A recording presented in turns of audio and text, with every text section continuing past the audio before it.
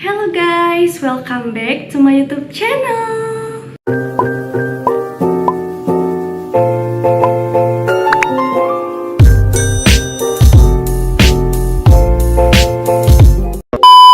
Hai guys, sorry banget aku baru upload lagi setelah 4 bulan karena beberapa bulan ke belakang banyak banget tragedi di kehidupan aku yang sangat amat rumit, complicated, bikin pusing, bikin stres, dan pokoknya banyak banget tragedi, makanya aku nggak upload. Salah satunya karena aku habis keguguran. So, aku minta doanya dari kalian, semoga aku dapat rezeki lagi dari Allah Subhanahu wa Ta'ala. Dan alasan selanjutnya adalah karena aku mager ngedit. Terus aku tuh udah punya banyak video untuk aku upload, tapi aku tuh nggak sempet karena bener-bener semager itu, mager bikin thumbnail, males ngedit, dan lain-lain, banyak deh gangguannya pokoknya. Terus aku tuh bulan-bulan kemarin waktu bulan puasa banyak banget orderan, jadi aku nggak bisa handle bikin skrip dan lain-lain tentang YouTube gitu kan. Aku tuh nggak sempet deh pokoknya, kayak sibuk banget. Karena kan orang-orang tuh kalau bulan puasa itu pada banyak nyari hampers. Kebetulan produk aku tuh jadi produk bestseller gitu deh di Shopee, sampai masuk peringkat lilin aromaterapi terlaris kelima. Oh, bayangin, kelima se-Indonesia. Oh my god, I'm so proud of me. Pokoknya kayak aku tuh shock. Pokoknya ya, mungkin itu salah satu alasan kenapa aku keguguran juga, karena aku tuh kecapean. Jadi itu dia klarifikasi aku nggak mau terlalu banyak drama karena sejujurnya ya emang sedih sih, cuman ya enjoy aja, kita harus lanjutkan hidup, betul gak? Di video kali ini aku mau menjawab pertanyaan dari kalian di video aku sebelumnya yang gimana cara lamar di BRI, karena itu bener-bener banyak banget yang nonton, hampir 30.000 penonton. Menurut aku itu penonton terbanyak di video aku. Mungkin ada beberapa dari kalian yang komen di video aku sebelumnya yang itu, tapi belum sempat aku balas, atau mungkin balasannya nggak menjawab pertanyaan dari kalian. Nah, makanya aku bikin video ini biar lebih detail lagi. Sebelum lanjut ke videonya, jangan lupa di subscribe dulu ya guys. Awas kalau nggak subscribe. By the way, sebelumnya aku mau nanya deh, kenapa sih kalian tuh pada berminat banget kerja di bank? Kerja di bank itu bikin stres tau, bikin pusing, kerjanya gak nentu, 24 jam. Enggak juga sih. Kerja di bank itu pokoknya stres, ketemu nasabah. Apalagi kalau kondisi kita bad mood itu kita harus tetap bisa ngelayanin gitu. Terus hari Sabtu kita tuh belum tentu libur. Pokoknya buat kalian yang suka jalan-jalan gitu, kayak nggak punya waktu, you have no time. Ya intinya aku mau nanya, kenapa sih kalian itu berminat banget kerja di bank? Kalau aku sih jawabannya karena nggak ada kerjaan lain waktu itu. Ya bayangin aja waktu zaman-zamannya COVID, banyak orang yang di PHK, terus nyari kerjaan susah. Ya udah, aku lamar aja ke kerjaan yang sedia menerima aku apa adanya. Apalagi kan aku waktu itu masih fresh graduate ya, jadi kayak pengalamannya tuh masih minim, dan aku tuh nggak nyambung banget sama jurusan aku di kuliah. Secara aku kan lulusan psychology dan nggak nyambung aja gitu kalau ke bank. Tapi di sini aku belajar banyak pengalaman. Ya intinya dimanapun kita bekerja pasti dapat pengalaman dan ilmu yang bermanfaat yang dapat kita ambil untuk melangkah ke langkah yang lebih baik selanjutnya. Kita masuk ke pertanyaan pertama. Kali ini ada pertanyaan dari Adinda's Channel. Kak, bisa minta contoh surat permohonan ke Mutual Plus dalam bentuk PDF? Sorry banget ya Kak Adinda, belum sempat aku balas karena aku bingung ya komennya gimana. Di sini aku mau tunjukin surat permohonan ke PT Mutual Plus. Emailnya ke karir@mutualplus.co.id. Awalnya itu aku tuh daftar sebagai HR recruitment, cuman mungkin karena posisinya emang udah nggak dibutuhkan, jadi aku dilempar ke posisi apapun itu yang tersedia gitu. Kelihatan nggak sih? Kalian nanti bisa screenshot kata-kata untuk di atasnya itu yang sesuai dengan adanya lowongan bla bla bla. Yang aku lampirkan yang pertama itu adalah daftar riwayat hidup atau CV, itu kita kirim dalam bentuk scanan atau PDF.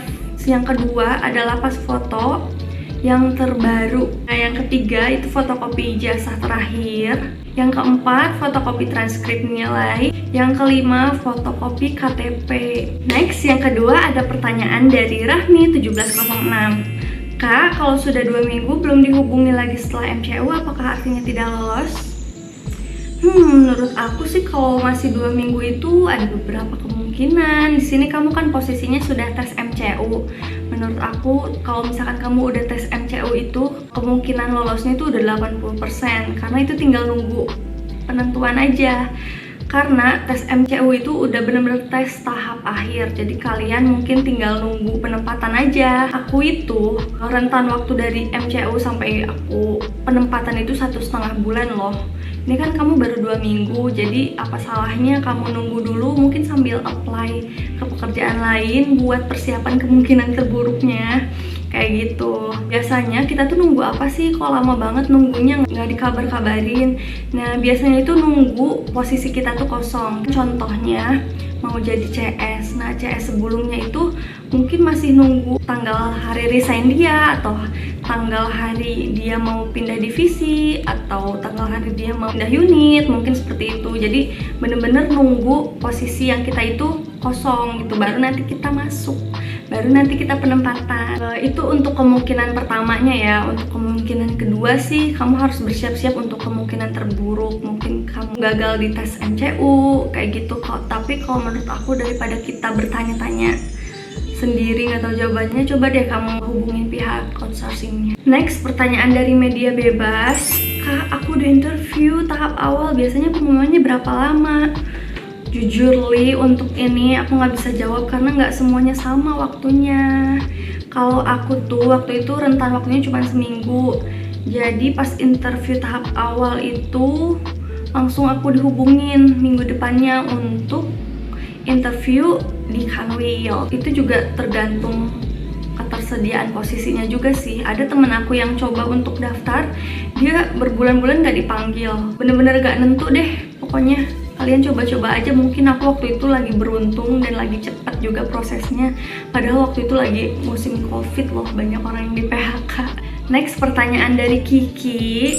Ini banyak banget pertanyaannya, ada 3. Yang pertama, mungkin dia nanya ini sama gak sih kayak Brilliant Internship.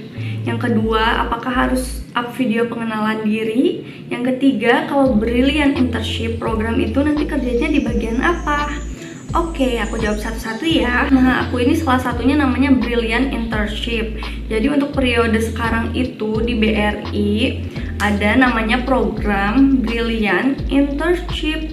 Sama aja kayak Bakti BCA, Bina BNI, yang gitu deh, pokoknya yang magang-magang gitu. Cuma di sini tuh kita belum pegawai tetap aja, jadi masih kontrak gitu. Tapi yang pasti kita digaji full ya, digaji full. Pertanyaan yang kedua, kalau aku di outsourcing sih nggak perlu harus up video pengenalan diri, tapi aku nggak tahu ya kalau misalkan kalian daftar langsung ke BRI-nya, apakah harus up video pengenalan diri juga atau enggak. Nah, yang ketiga, kerjanya di bagian apa nanti? Biasanya untuk internship itu akan diposisikan sebagai customer service atau teller. Next, pertanyaan dari Latifah Nazar. Kak, boleh sharing kisi-kisi wawancara sama Kanwil lebih detail gak? Sumpah ya, wawancara di Kanwil itu lebih enjoy, lebih nggak menegangkan sih sebenarnya. Mungkin tegang awal-awalnya aja karena kan muka-mukanya kayak gitu ya. Terus lihat saingan kita juga kayaknya lebih banyak pengalamannya, sedangkan kita masih baru.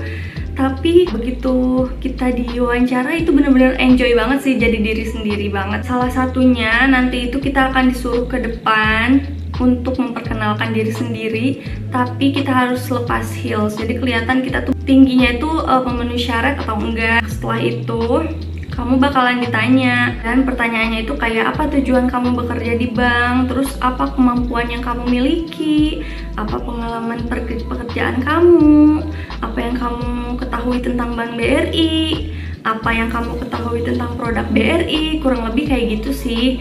Nanti kamu pelajari aja basic-basicnya, cari di Google biar kamu pas ditanya itu udah ada gambaran kayak gitu, jadi nggak sama sekali nggak tahu gitu kan, bingung mau belajar apa. Kalian coba aja pelajari tentang produk-produk BRI. Biasanya nanti bakalan ditanya apa sih yang kamu ketahui tentang produk BRI kayak gitu. Next, pertanyaan dari Hendy. Kak, maaf mau tanya, berarti lulusan SMK sudah nggak bisa ya? Oke, di sini aku tampilin ya. Untuk kualifikasinya itu minimal sekarang itu D3. Jadi untuk SMK mohon maaf belum bisa, kecuali kamu itu dulunya pernah bekerja di bank juga. Next, pertanyaan dari Nanda Novianti. Kak, ada penahanan ijazah nggak? Dikembalikannya kapan? Untuk PT Mutual itu tidak ada penahanan ijazah ya, tapi aku nggak tahu sih kalau di outsourcing lain mungkin ditahan atau enggak, aku juga kurang tahu. Tapi untuk di PT Mutual itu tidak ditahan ijazah. Next, pertanyaan dari Megasari. Setelah tanda tangan kontrak, training dulu atau langsung kerja? Jawabannya adalah training sambil kerja.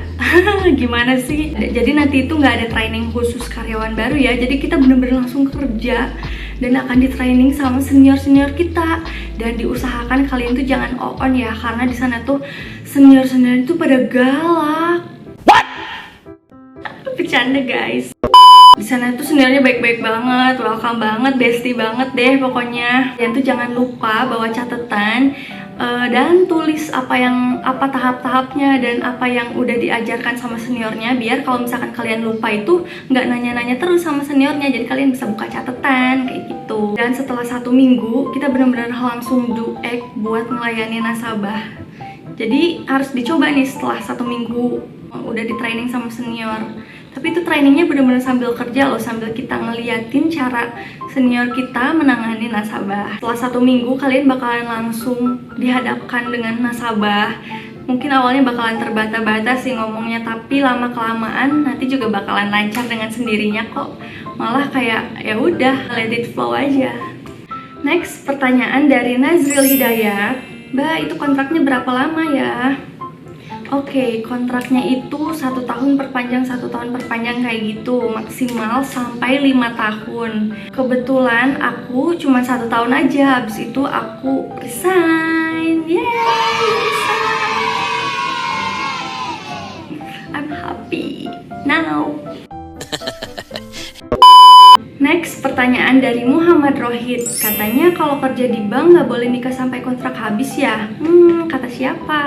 Mungkin beberapa peraturan di setiap bank itu beda-beda ya. Cuma yang aku ketahui di BRI ini emang banyak yang ngira gitu nggak boleh nikah. Tapi sebetulnya boleh kok ketika kalian sudah 7 bulan masa kerja. Aku juga di sini setelah 7 bulan masa kerja aku nikah. Nah setelah aku nikah aku masih tetap kerja kok. Enggak disuruh resign atau gimana pun. Nah, kalau aku resign sih memang kemauan sendiri, tapi setelah nikah kan aku posisinya masih punya kontrak gitu, masih ada waktu untuk aku kerja sampai 1 tahun. Tapi buat kamu yang mau resign sebelum akhir kontrak, itu aku nggak tahu ya konsekuensinya bakalan kayak gimana. The last one, pertanyaan dari Tresya Adinda. Kak, please mau nanya, mata minus boleh gak kerja di BRI? Di kualifikasinya nggak ada larangan sih untuk mata minus. Dan banyak juga teman-teman aku yang matanya minus dan mereka itu pakai kacamata. Pokoknya buat kalian yang matanya minus, jangan langsung insecure, kalian harus coba aja. Good luck! Itu dia pertanyaan dari kalian yang sebagian besar udah aku jawab. Semoga kalian puas dengan jawabannya. Kalau ada yang mau ditanyakan, kalian boleh banget komen di kolom komentar di bawah. Aku doakan semoga kalian yang lagi cari kerja di tahun ini cepat dapat kerjaan, cepat dapat rezeki, cepat dapat kabar baik, biar bisa membahagiakan kedua orang tua, membahagiakan keluarga, apalagi cowok bisa menafkahi keluarga, menafkahi istri, dan lain-lain. Semoga kita beruntung ya di tahun ini, amin. Sekian dulu video dari aku, jangan lupa di like, subscribe, and comment untuk video selanjutnya.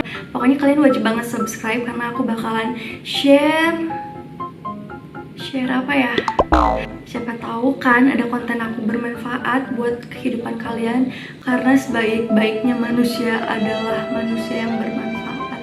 Oh my god, Pokoknya kalian jangan lupa subscribe sekarang juga. Bye bye. See you in my next video. Bye.